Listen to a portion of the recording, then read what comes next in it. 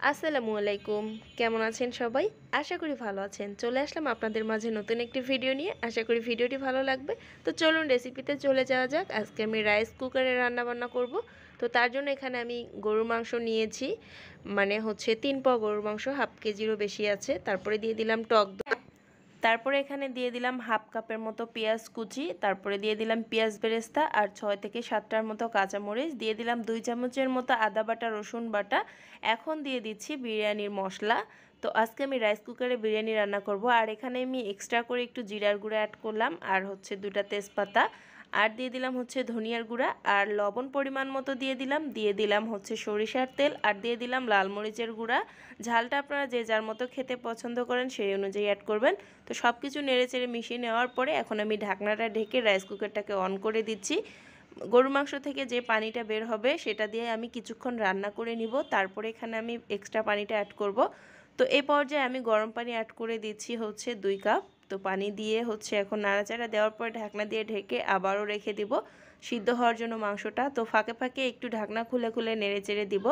আর হচ্ছে এ পর্যায়ে দেখতে পাচ্ছেন আমার গরুর মাংসের পানিটা একদম টেনে আসছে। আমি এ পর্যায়ে মাংসটাকে কষিয়ে নিচ্ছি। আর বিরিয়ানিতে যেটা লাগবে আলু, সেটা না হলে তো চলেই না। তো এখানে আমি একটা বড় সাইজের আলু 4 ভাগ করে কেটে দিয়ে দিই। আলুটাকে আমি আর এক্সট্রা করে সিদ্ধ করে নেই বা ভেজেও নেই। এখন গরুর মাংসের মধ্যে দিয়ে দিলাম। আর যেটা লাগবে সেটা হচ্ছে পোলার চাল। আমি চিনি গুঁড়ো চাউল আগে থেকে ধুয়ে একদম পানি ঝরিয়ে নিয়েছিলাম। হাফ কেজি চাউল হবে এখানে, তো সেটাই এখানে অ্যাড করে দিচ্ছি। তো দেওয়ার পরে এখন নেড়ে চেড়ে একটু চাউলটাকে ভাজা ভাজা করে নিচ্ছি। আর দেখতে পাচ্ছেন আমি কিন্তু সরাসরি আজকে বিরিয়ানিটা রাইস কুকারেই রান্না করতেছি, ঝটপট। আপনারা চাইলে আমার মতো ঝটপট, যাদের ধৈর্য কম, তারা চাইলে এরকম ঝটপট রাইস কুকারে বিরিয়ানি রান্না করতে পারেন। খেতে কিন্তু মন্দ হয় না।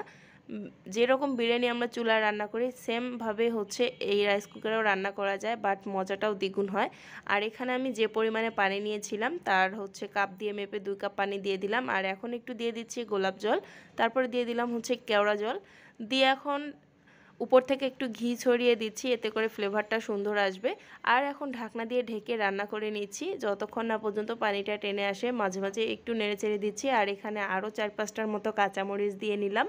তো দিয়ে এখন ঢাকনা দিয়ে ঢেকে দিলাম। এখন তো পানিটা একদম টেনে আসছে আর আমার বিরিয়ানিটা মোটামুটি রান্না হয়ে গিয়েছে। দেখতে পাচ্ছেন কতটা ঝরঝরে হয়েছে।